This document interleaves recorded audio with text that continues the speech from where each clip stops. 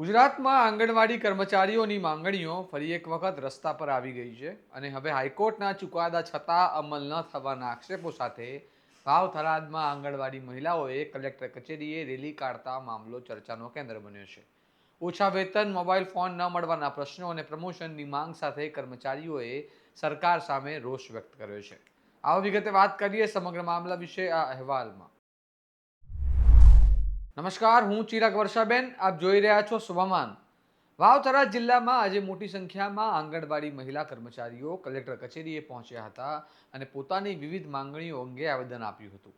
કર્મચારીઓનો આક્ષેપ છે કે ગુજરાત હાઈકોર્ટ દ્વારા પગાર વધારાને લઈને આપેલા ચુકાદાનો હજુ સુધી અમલ કરવામાં આવ્યો નથી, જેના કારણે વર્ષોથી ઓછા વેતન પર કામ કરવું પડી રહ્યું છે.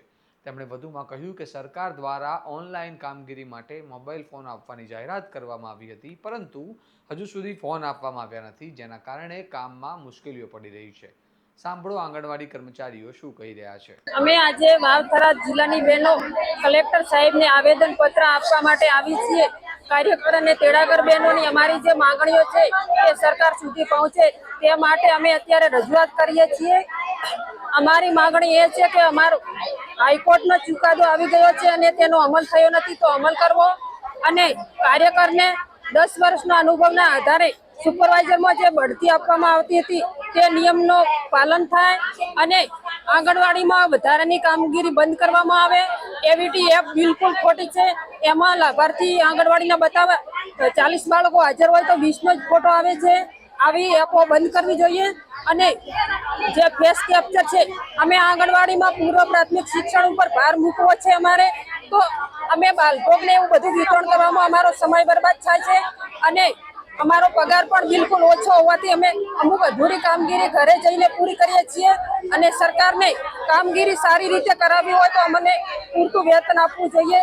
માનદ વેતનમાંથી મુક્ત કરીને સરકારી કર્મચારી તરીકે અમને જાહેર કરો અને અમને પણ સરકારી કર્મચારીઓના જેમ દર વર્ષે 5 વર્ષે જે વધારાનો પગાર ચૂકવવામાં આવે, અમને પગાર ચૂકવવામાં આવે અને તેડાગર બહેનોને એમનો અભ્યાસ પણ 12 pass, PTC, graduation, double graduation છે, તો આવે ગ્રેજ્યુએટ ઉપર નોકરી લીધી હોય તો 5000 પગારમાં આ નોકરી નથી પાલવતી.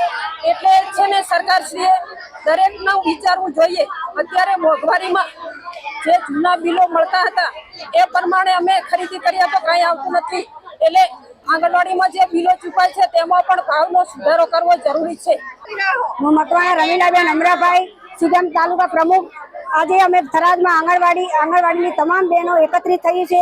જે દેશવ્યાપી હડતાલ છે એમાં અમે આજે બધે જે પડતર પ્રશ્નો છે અમારામાં, એ પડતર પ્રશ્નો લઈને અમે આજે કલેક્ટર સાહેબને આવેદનપત્ર આપવાનું છે અને જે અમારી માંગો છે એ અમારી પૂરી કરે એવી અમારી સરકાર શ્રી જોડે નમ્ર વિનંતી છે કે જે અમને અત્યારે શોષણ થઈ રહ્યું છે, જે અમારા માટે નવી એપો મૂકે છે, એ એપો આજે અમારા માટે ખૂબ ભારદાયક થઈ રહી છે. જે અમે પૂરતા પ્રમાણમાં બાળકોને શિક્ષણ આપી શકતા નથી, જે બાળકોને આપવા જેવું છે એ અમે આપી નથી શકતા. અને બીજું કે જે કંટ્રોલે વસ્તુ મળે છે એ એક વસ્તુ કરીને આવે છે. જે સ્થાનિક છે એમને તો વાંધો નથી આવતો, પણ જેને સ્થાનિક નથી એ લોકોને દૂર પૈસા ભરીને જવું પડે છે. તો એક વસ્તુ માટે પૈસા ભરવાના તો 3 વસ્તુ માટે પૈસા ભરવા માટે કઈ રીતે અમારે કરવું, એની જોગવાઈ કરે સરકારશ્રીને નમ્ર વિનંતી છે. આંગણવાડી કર્મચારીઓએ રજૂઆતમાં એ પણ માંગણી કરી છે કે 10 વર્ષથી વધુ સમયથી સેવા આપતી મહિલાઓને પ્રમોશન આપવામાં આવે અને કામના ભારને અનુરૂપ વેતન આપવામાં આવે. તેમની ચેતવણી છે કે જો આવનારા દિવસોમાં તેમની માંગણીઓ સ્વીકારવામાં નહીં આવે તો વધુ ઉગ્ર આંદોલન કરવામાં આવશે.